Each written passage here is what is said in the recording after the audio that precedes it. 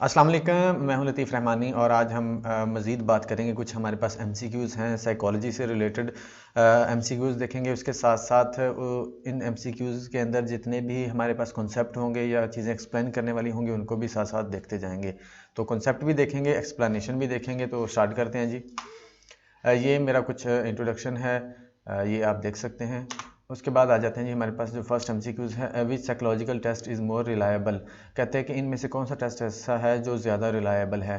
Veg है एक test, एक टीएटी है और उसके बाद आरआईएसबी है, एमएमपीआई है। इन चारों में जो मोर रिलायबल है या मोस्ट रिलायबल टेस्ट है वो है वेज। याद रखिएगा, अगर टेस्ट को कंपेयर किया जा रहा है तो वेज है। अगर वो कहते हैं कि इनमें से कौन सा पर्सनैलिटी टेस्ट ज़्यादा रिलायबल है तो वो एमएमपीआई होगा। ठीक है जी। इसकी रिलायबिलिटी आई थिंक 8 या 9, 0.8 या 9 के करीब होती है।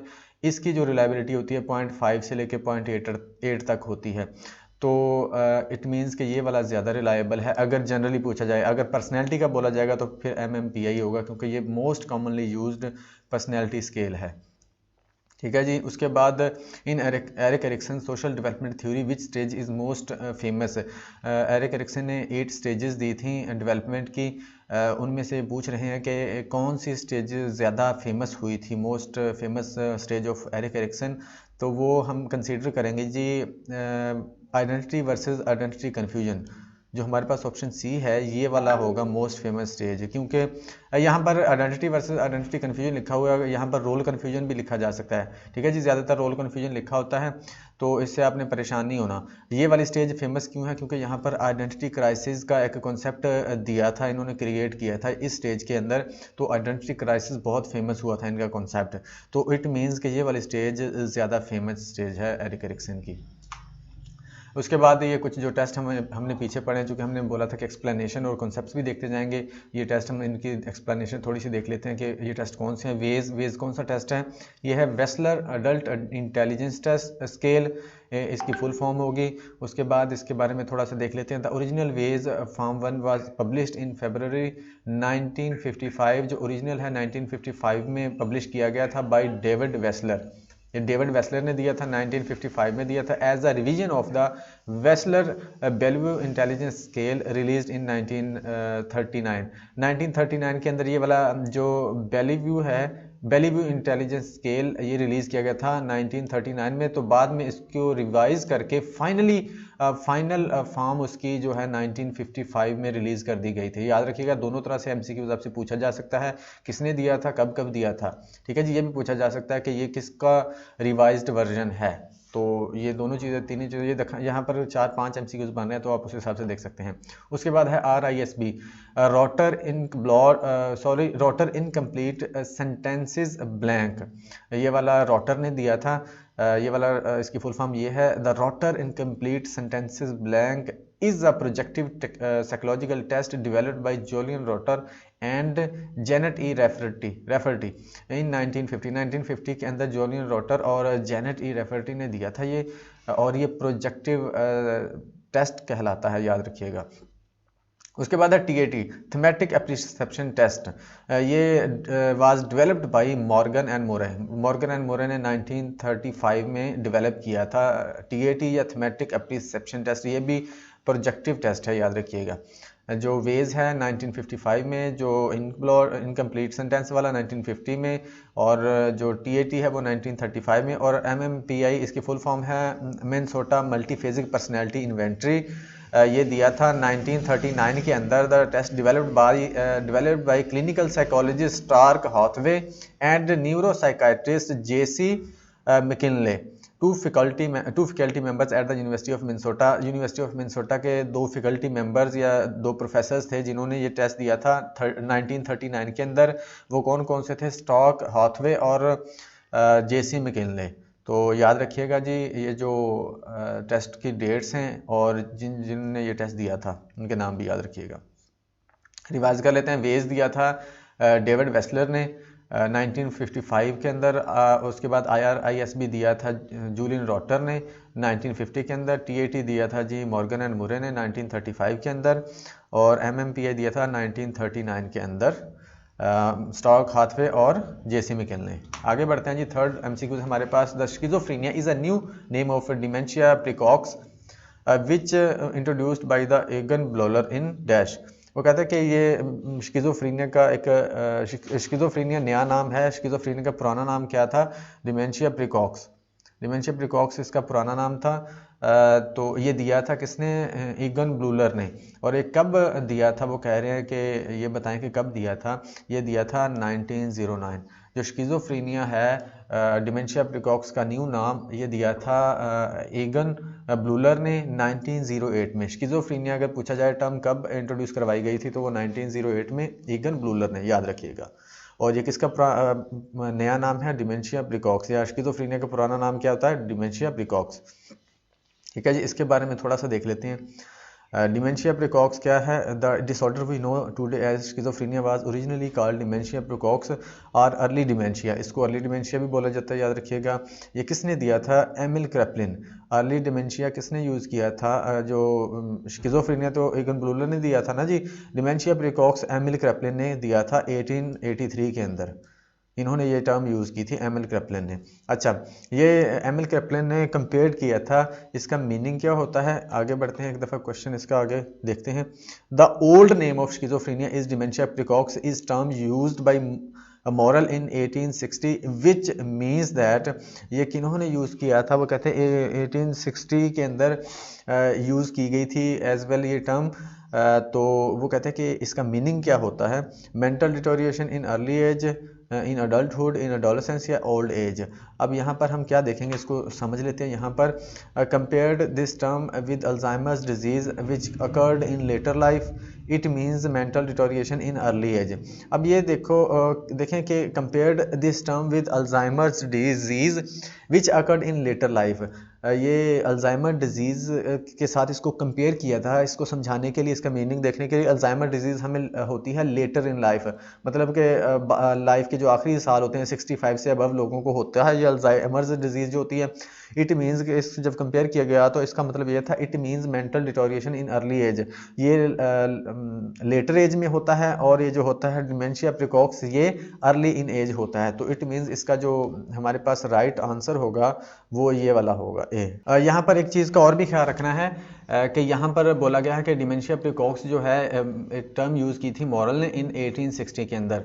अब यहाँ पर दो चीज़ें कंफ्यूज करने वाली हैं। एक तो मैंने यहाँ पर आपको बताया है कि ये एमिल क्रिपलिन ने यूज़ किया था 1883 में, और यहाँ पर 86 है। यहाँ पर याद रखिएगा, अगर मॉरल की बात आएगी तो ये 1860 होगा, अगर यहाँ पर एमिल क्रिपलिन की बात होगी तो 1883 होगा। ठीक है जी, इन्होंने अपनी बुक के अंदर एमिल क्रिपलिन ने इसको बाकायदा मेंशन किया था, इस जो है हमारे पास डिमेंशिया प्रिकॉक्स। तो इस हिसाब से आपने देख लेना, एमिल क्रिपलिन होगा तो 1883 होगा, इसके साथ साथ जो अगर मोरल होगा तो 1860 होगा। आगे बढ़ते हैं जी। Which is major inhibitory neurotransmitter. इनमें से कौन सा न्यूरो ट्रांसमीटर होता है जो इनहिबिटरी होता है? Dopamine, endorphin, serotonin, acetylcholine. देखते हैं जी इनमें से कौन सा होता है। इसकी हम थोड़ी सी वजाहत करते हैं, फिर आपको समझ आ जाएगी कि इनहिबिटरी और एक्साइटेटरी क्या होता है। एक्साइटेटरी इनहिबिटरी का उलट होता है, ऑपोजिट होता है। तो एक्साइटेटरी देखते हैं, neurons release neuro transmitters that fire an action potential in the post synaptic neuron. ये ना सेल के अंदर एक प्रोसेस हो रहा होता है जब न्यूरॉन्स आपस में इंफॉर्मेशन का तबादला करते हैं, एक दूसरे को इन्फॉर्मेशन देते हैं, तो वहाँ पर या एक्साइटेशन होती है या इनहिबिशन होती है। इनहिबिशन क्या होती है? एक्साइटेशन क्या होती है? एक्टिव करना। इनहिबिशन क्या होती है? उसका बिल्कुल उल्टा होगा, यानी कि रोकना, स्टॉप करना। अब जब कोई भी एक्टिविटी होती है हमारे माइंड के अंदर, हमारे ब्रेन के अंदर, और न्यूरॉन्स के थ्रू हो रही होती है, तो वहाँ पर एक प्रोसेस होता है जिसको एक्शन पोटेंशियल बोला जाता है। वहाँ पर या तो एक्साइटेशन होगी या इनहिबिशन होगी। अब एक्साइटेटरी जो न्यूरो ट्रांसमीटर्स होते हैं वो इसको एक्टिव करते हैं, यानी कि सिस्टम को चला देते हैं, प्रोसेस को चलाते हैं या तेज़ करते हैं। जो इनहिबिटरी न्यूरोट्रांसमीटर्स होते हैं वो उस प्रोसेस को क्या करते हैं? रोक देते हैं, स्टॉप कर देते हैं। एक्साइटेटरी चलाना, इनहिबिटरी रोकना। इसकी एग्जांपल मैं देता हूँ। एक्साइटेटरी का मतलब है लाइक अ कार एक्सेलरेटर।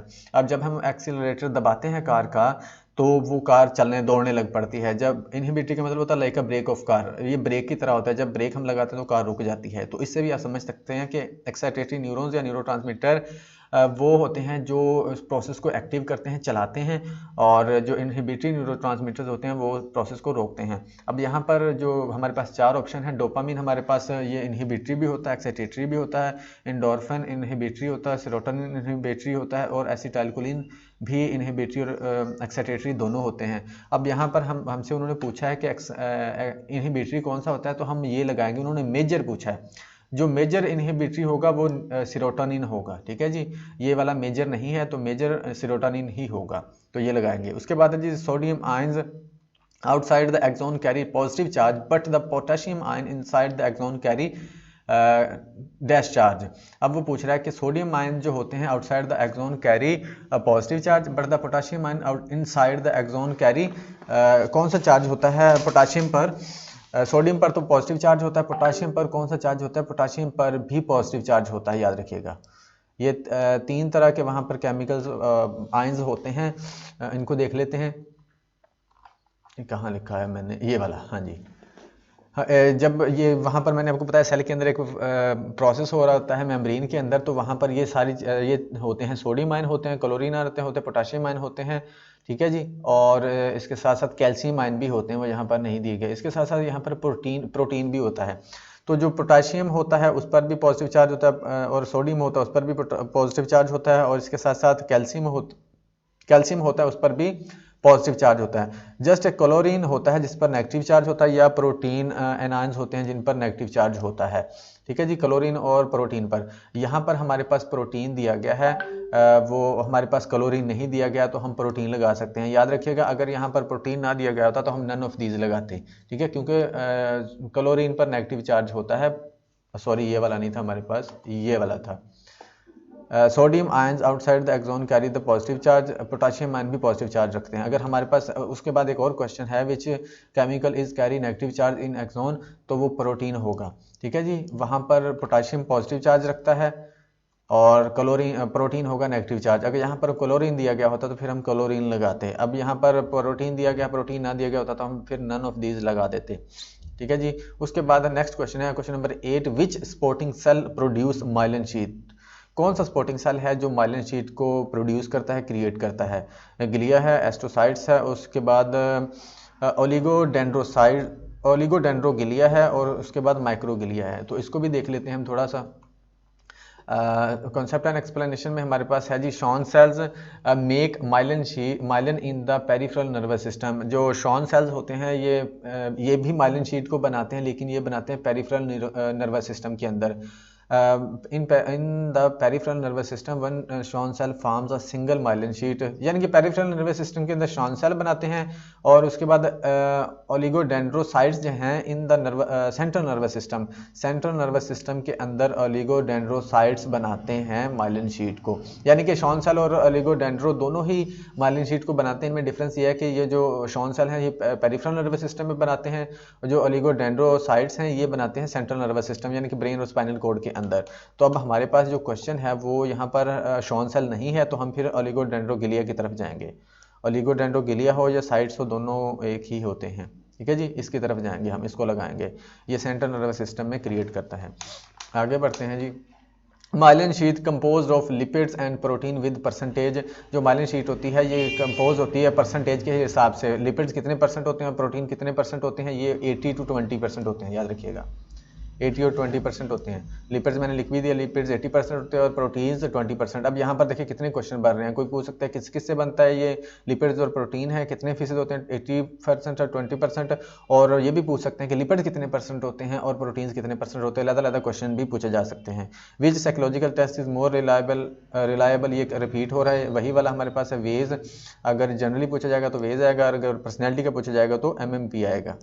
उसके बाद आगे बढ़ते हैं। Which psychological test is known as X ray of mind. इनमें से कौन सा टेस्ट है जिसको एक्सरे ऑफ माइंड बोला जाता है। TAT, वेज या रोरशा इंक ब्लॉट टेस्ट या वर्ड्स एसोसिएशन टेस्ट। ये रोरशा इंक ब्लॉट टेस्ट है, जो माइंड का एक्सरे होता है जी, ये हमारे पास है रोरशा इंक ब्लॉट टेस्ट। इसको देख लेते हैं। Rorschach ink blot test, X ray of the neuro unconscious, the Swiss psychologist Hermann Rorschach published. Hermann Rorschach ने इसको दिया था, ये भी देख लीजिए। At a test which promise to reveal the depth of the human mind. इन्होंने बोला था कि ये आपकी ह्यूमन माइंड की जो डेप्थ है उसको रिवील करेगा, उसको बताता है ये।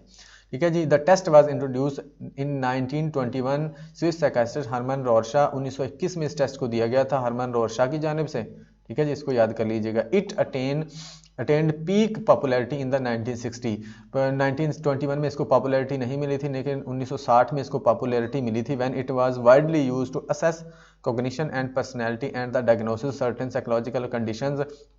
कॉग्निशन और पर्सनैलिटी को जज करने के लिए इसको बनाया गया था। याद रखिएगा, ये भी चीज़ें भी पूछी जा सकती हैं, कॉग्निशन और पर्सनैलिटी, इसके साथ साथ साइकोलॉजिकल कंडीशन को अगर हमने जज करना है तो कैसे किसके साथ किया जा सकता है, तो रॉरशा ink block test.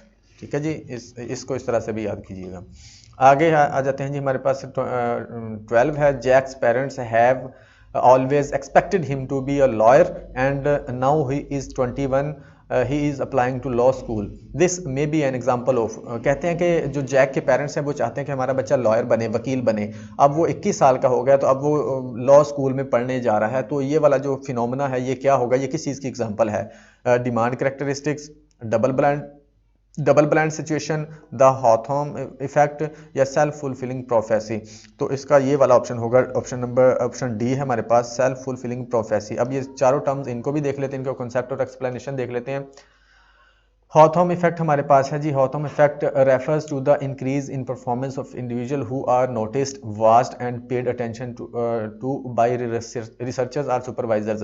Hawthorne effect वो इफेक्ट होता है जिसमें जो होते हैं हमारे पास पार्टिसिपेंट्स होते हैं या इंडिविजुअल्स होते हैं, वो ज़्यादा बेहतर तरीके से परफॉर्म करना शुरू कर देते हैं, ज़्यादा बेहतर तरीके से काम करना, अपनी परफॉर्मेंस शो करना शुरू कर देते हैं जब उनको पता चल जाता है कि हमें देखा जा रहा है या हमें ऑब्जर्व किया जा रहा है। इसको हॉथॉर्न इफेक्ट कहते हैं। Demand characteristics, in research demand characteristics are cues that might indicate the study aims to participant, the cues can lead. अच्छा, ये कहते हैं डिमांड कैरेक्टरिस्टिक्स में क्यूज दिए जाते हैं, वो क्यूज होते हैं जिसमें ये वो प्रोसेस होता है जिसमें क्यूज दिए जाते हैं कि एक्सपेरिमेंट किस चीज़ के बारे में हो रहा है। वो क्यूज को जो पार्टिसिपेंट होता है एक्सपेरिमेंट के वो समझ जाते हैं, फिर उस तरह से अपना बिहेवियर शो करना शुरू कर देते हैं जिस तरह से वो एक्सपेरिमेंट की क्या होती है, डिमांड होती है। These cues can lead participant to change their behaviours or responses based on what they think the research is about.